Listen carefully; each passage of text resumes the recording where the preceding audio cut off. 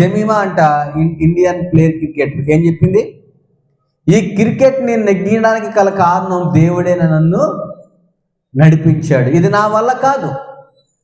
Jemimah ఎప్పుడు చూసినా ఒక 50 రన్ల కంటే తీసి తక్కువే అంట. మరి నేను విన్నది ఎంతవరకు నిజమో, ఎప్పుడు చూసినా త్వరగా అవుట్ అయిపోయే స్థితి అంట. అలాంటిది సరే ఓడిపోయిన స్థితిలో ఉంది, బలహీన స్థితిలో ఉంది.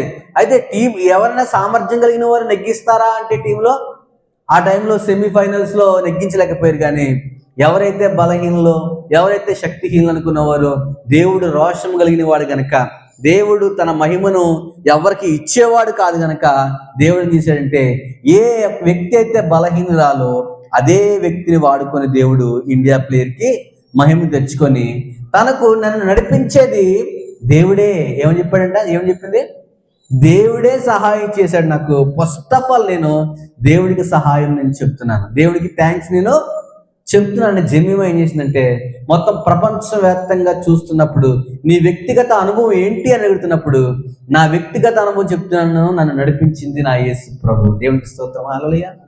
ఈరోజు మానవుడు బలహీన స్థితిలో ఉన్నప్పుడు మానవుడు బలహీన స్థితిలో ఉన్నప్పుడు, అందరంటే ఎత్తైన స్థితిలోకి వెళ్ళవలసి వచ్చినప్పుడు, మనిషి ఎక్కలేని స్థితిలో ఉన్నప్పుడు దేవుడే సహాయం చేయగలిగిన వాడు. హల్లెలూయా.